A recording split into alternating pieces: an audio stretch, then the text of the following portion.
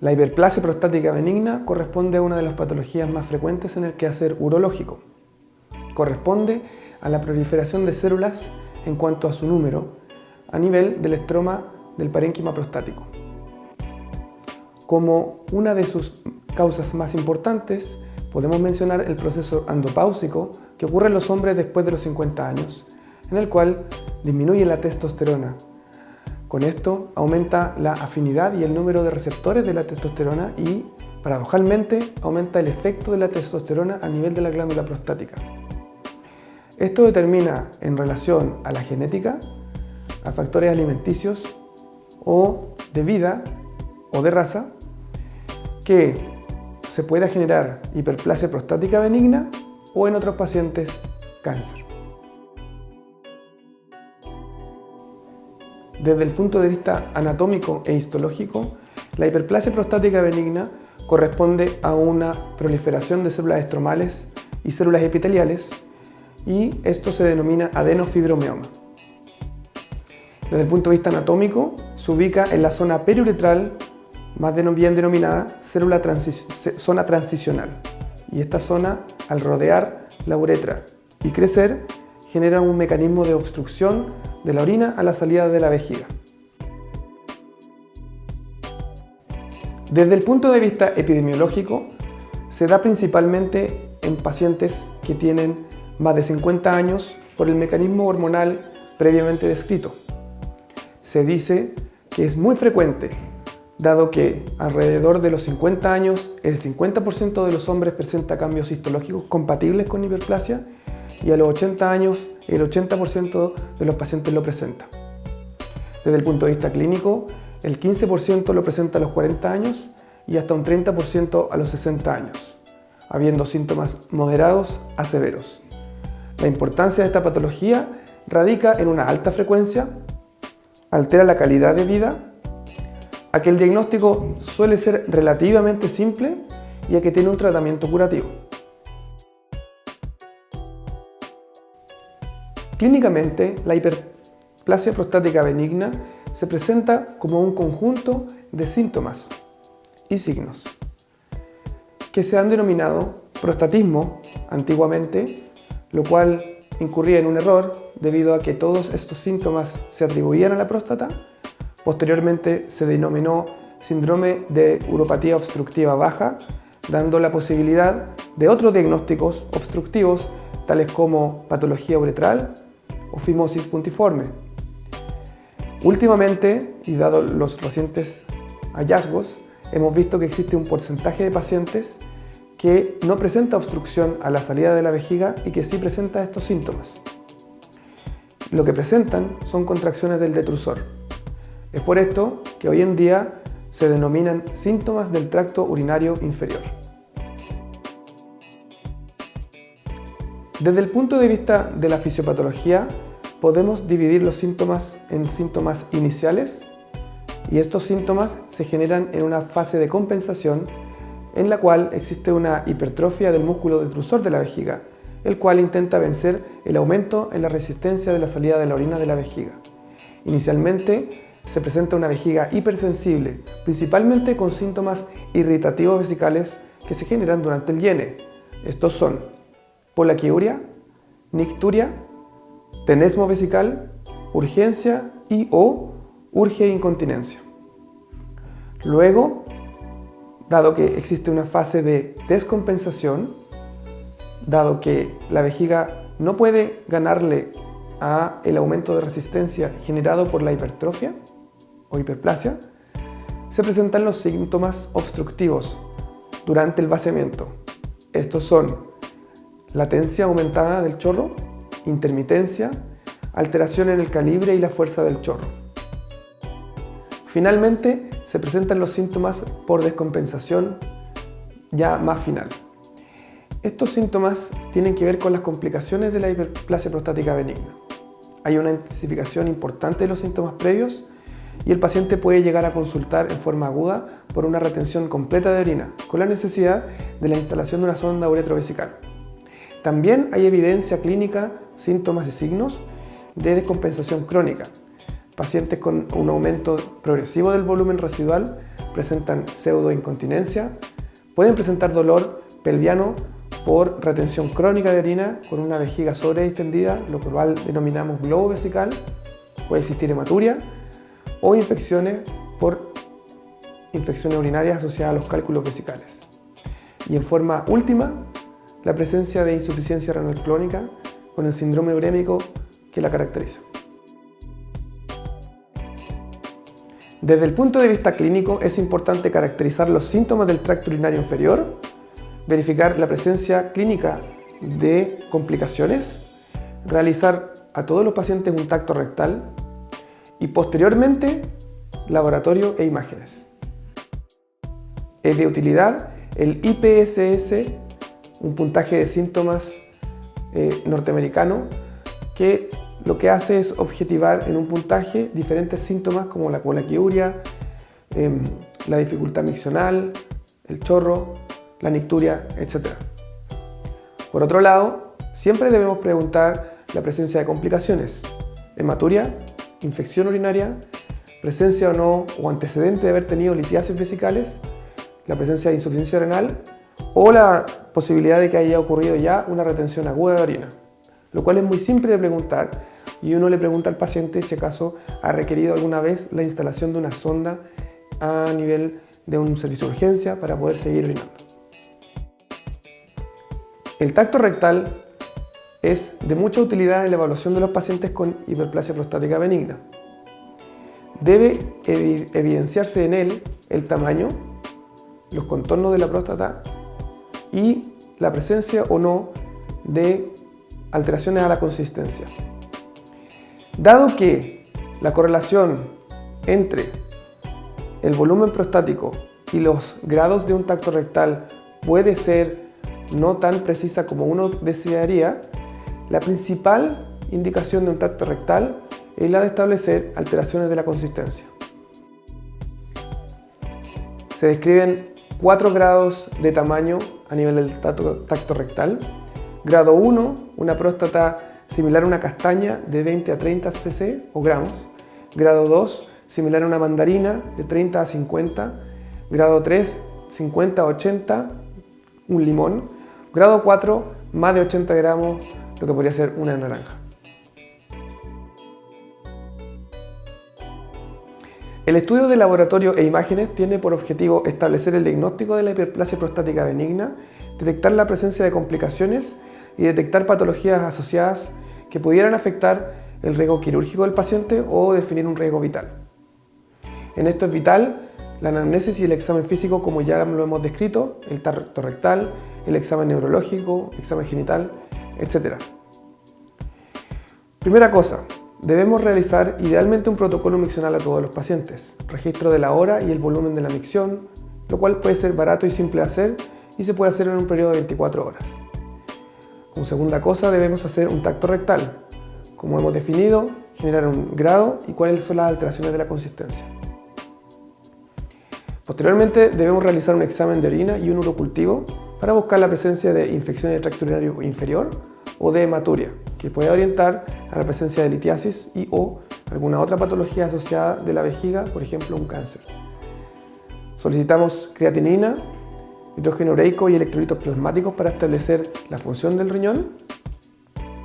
Debemos realizar un antígeno prostático específico a pacientes que están en edad de screening, esto es, entre los 50 y los 75 años, para establecer con claridad el diagnóstico diferencial con cáncer de próstata.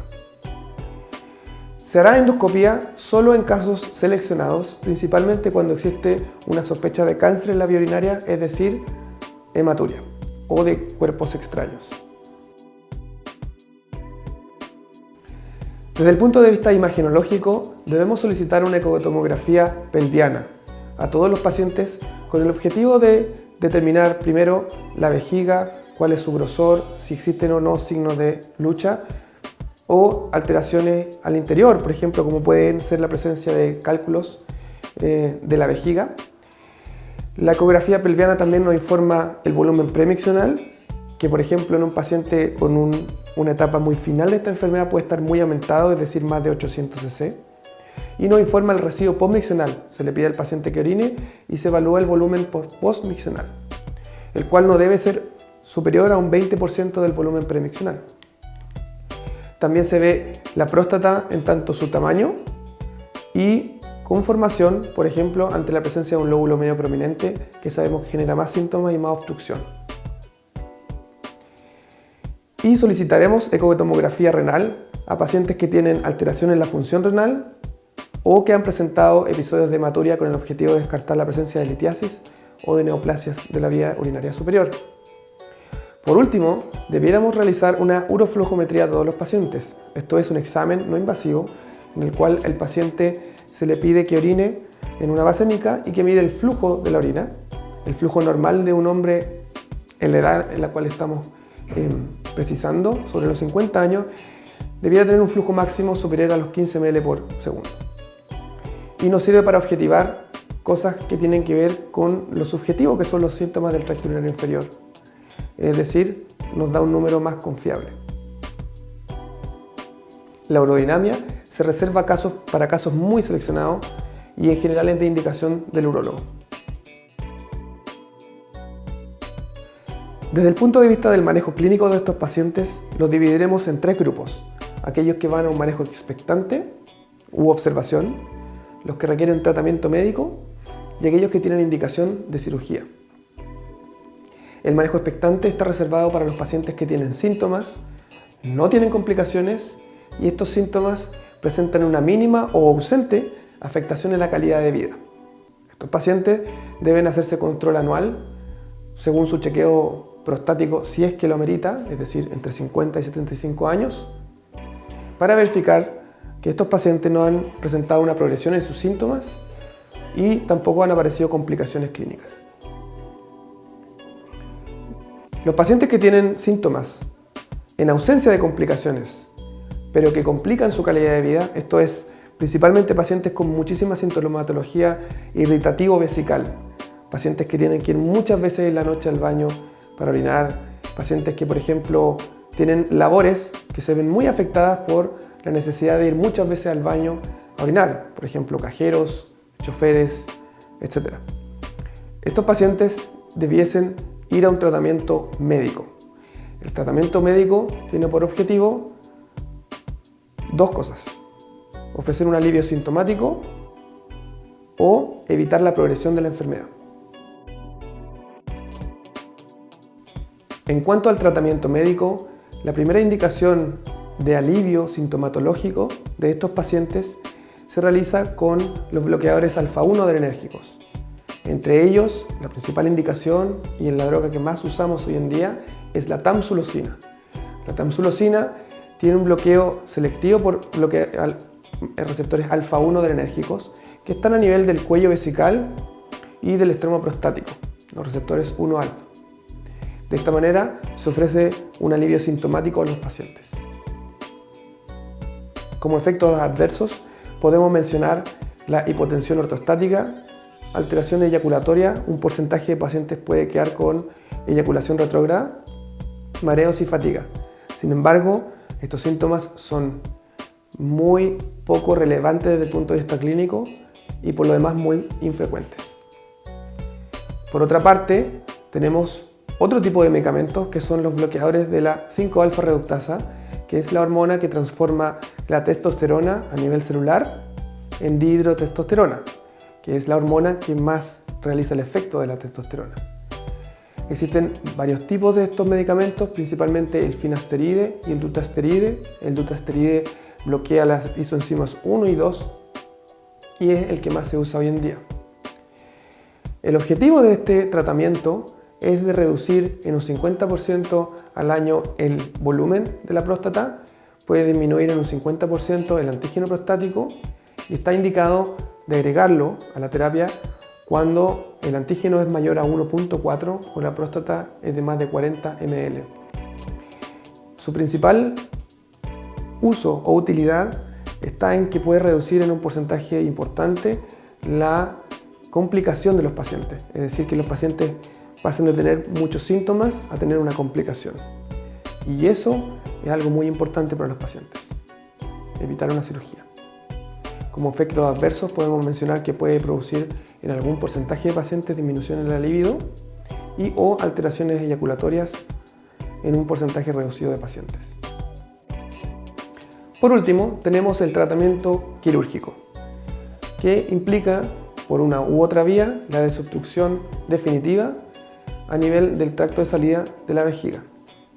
Existen indicaciones precisas para esto.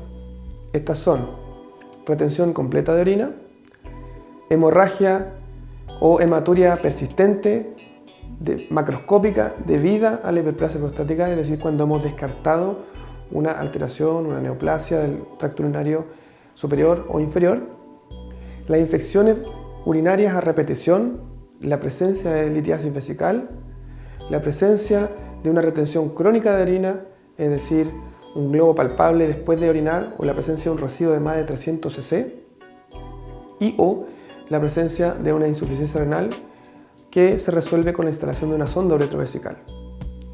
Existe una alternativa o una indicación adicional quirúrgica que es cuando los pacientes tienen síntomas severos y no responden a la terapia médica. Estos pacientes también son candidatos a cirugía. Desde el punto de vista del tratamiento quirúrgico existen múltiples opciones. Las que más realizamos son dos. Para próstatas pequeñas de menos de 80 gramos realizamos un tratamiento desobstructivo endoscópico a través de una RTU de próstata, en la cual realizamos una resección de la zona de transición y los chips los absorbemos con un dispositivo que puede ser una jeringa y eso se envía a anatomía hematológica para su análisis. Para próstatas más grandes, esto es más de 80 gramos, o que tienen cálculos a nivel de la vejiga o cuando hay alguna patología en la vejiga que uno quiera tratar, o incluso pacientes, por ejemplo, que tengan problemas en las caderas y por lo tanto no puedan abrir las piernas para hacerse una endoscopía, se reserva la adenomectomía suprapúbica transvesical, que es la resección de la zona de transición, la zona que se afecta por la hiperplasia, por vía abierta, y de esta forma genera una desobstrucción completa de la vía urinaria.